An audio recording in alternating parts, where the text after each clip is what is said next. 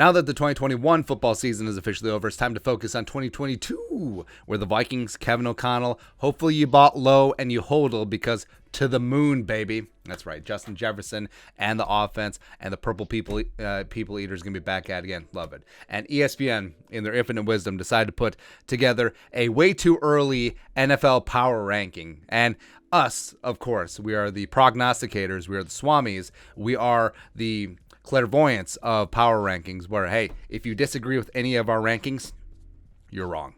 Bam. But sometimes we like to partake. We like to taste. We like to take the temperature of the media rectally and see what they're putting out.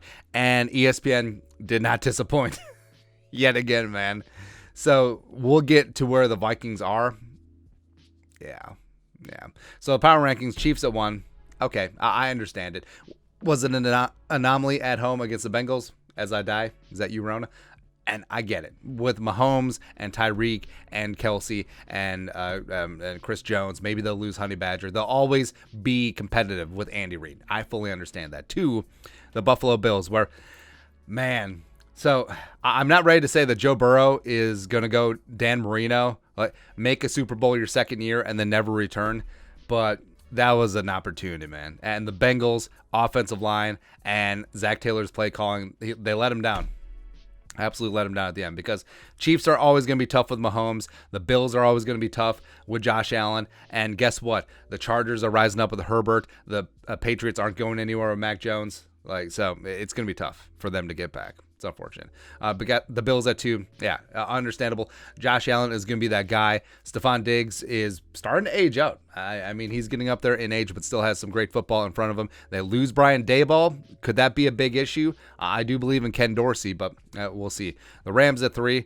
I mean, the Rams are in relatively good shape cap-wise. I think they'll be able to keep all of their guys. I think OBJ will take a little bit less. I don't think Stafford is going to break the bank. I think that he's made enough money in his career because, remember, he was drafted by Detroit 2 years before the rookie wage scale came in. So he got paid. So money's not really an issue, and I think that he wants to keep the band together and win a couple more. So we'll see. 4, the Greasy Grimy Green Bay Packers. How is this possible?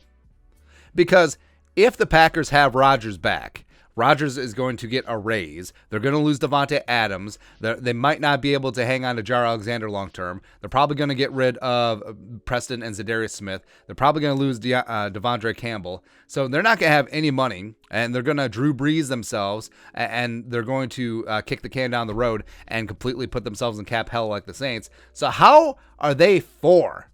How? Take away Devontae Adams from the Packers, and what does Rodgers have? Who's he going to throw to? Allen Lazard? They might not even be able to afford Robert Tonyan. Maybe they even have to move on from Aaron Jones, who Dylan might be a little bit better. I don't know. Or also, what happens when Elton Jenkins is due to get paid? What's going to happen? I don't know. Bengals at 5. You got to get that offensive line better. That's the bottom line. 6, the Niners. This would be interesting. In my conspiracy theory mind, I 100% think that Tom Brady is going to play again this season. So I think that he retired to force the Buccaneers to move on, either draft the quarterback, his replacement, or potentially trade for one. And then as soon as they do that, as soon as they commit, Tom Brady will be like, all right, okay, I'm back. And they can't afford Brady's salary, and then they'll have to cut him, and then he'll walk to the Niners, baby. Childhood team, let's go. We'll see. Or Trey Lance, whatever. 7, Cowboys have a studded team. Cowboys are fantastic. They need to improve the offensive line a little bit, improve that secondary as well. But overall, I mean, they're good to go. Plus, they get Kellen Moore, as well as, more importantly, Dan Quinn back for another year. Makes sense. Tennessee Titans, if they can stay healthy, sure. I mean, Mike Vrabel did a good job getting this team to the playoffs and the 1 seed, even though it was extremely disappointing losing at home to the Bengals. But what can you do there? Tannehill, they got to improve on. Great around Tannehill. No. 9, Patriots. Yes, I think that Belichick hasn't forgotten how to coach. Mac Jones is going to be that dude. Cardinals. Woo, this is going to be interesting. So the Cold War between the Cardinals and Kyler is getting hot. And Nuke is aging out. And it's a mess. They might lose Chandler Jones. 11 Chargers, Justin Herbert, and they're going to improve that offensive line, just getting better and better. I love it. The Ravens will always be back under John Harbaugh. Can Lamar actually be on the field, and can he actually throw better? I don't know. Can they rebuild that defense too? 13 Colts, they're going to get rid of Carson Wentz. I fully expect them to cut him because he has no trade value, and I think that I don't know what they're going to do. Maybe they trade for a quarterback. Maybe they get on the Russell Wilson sweepstakes. Maybe they try to trade for Kirk Cousins. Maybe they're trying to get Aaron. Who knows? Or Tom Brady. Why not? The Bucs at 14. The Bucs without Brady, which means it will be the Bucs without Gronk. And also, they're probably going to lose Chris Godwin. I mean, that defense is still going to be great. They still got Mike Evans. They're probably going to lose Fournette. The offensive line is still good, but what are you going to do? Start Kyle Trask? That's the plan? 15, the Raiders. That's too high. That's too high. Even though I do respect Derek Carr. If they get Devontae Adams, that's going to be phenomenal. It is. 16, Browns. If they get to upgrade a quarterback over Baker, sure. 17, Dolphins. What? 18, Steelers. What? 19, Eagles. What? Even though they have 3 first-round picks, and I love Jalen Hurts and Devontae Smith. The Vikings are all the way down at 20. 20.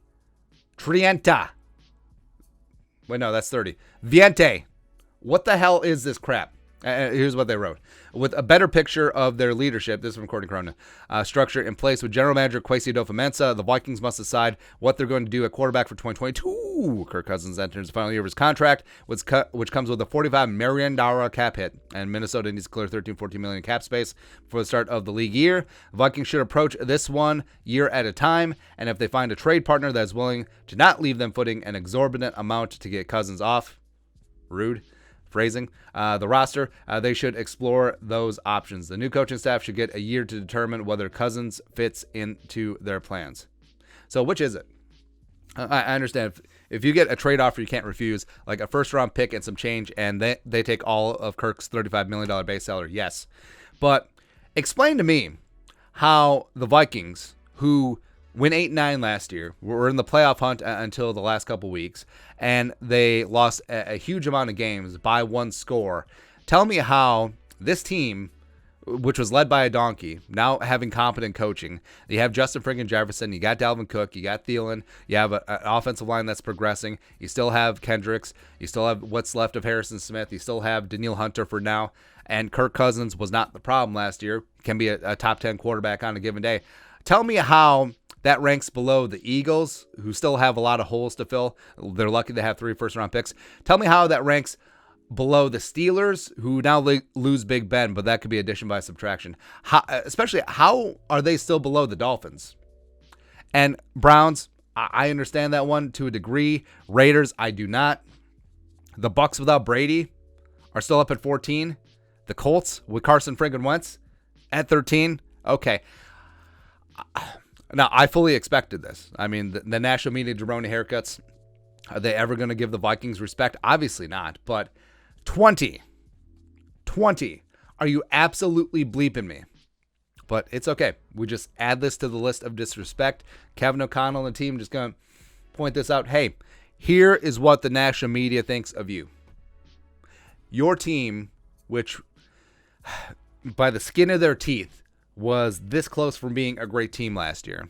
But now I'm here, baby. We're going to win those 1-score games. We're not going to give it away now at the end. We're going to come out and score 40 points. We're going to step on teams' throats. We're going to go for the kill. And when we get a lead, our opportunistic defense is going to get after the quarterback's ass. The Vikings were second in the league in sacks last season, and we're going to do some big-time things in 2022. But hey, let them sleep.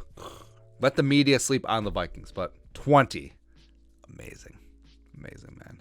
But your thoughts are thoughts. ESPN disrespecting the Vikings. Shocker. Let us know in the comment section below. Subscribe for daily Vikings takes. Want to support the work? Put a little something in the Venmo. But until next time, Skol, production value.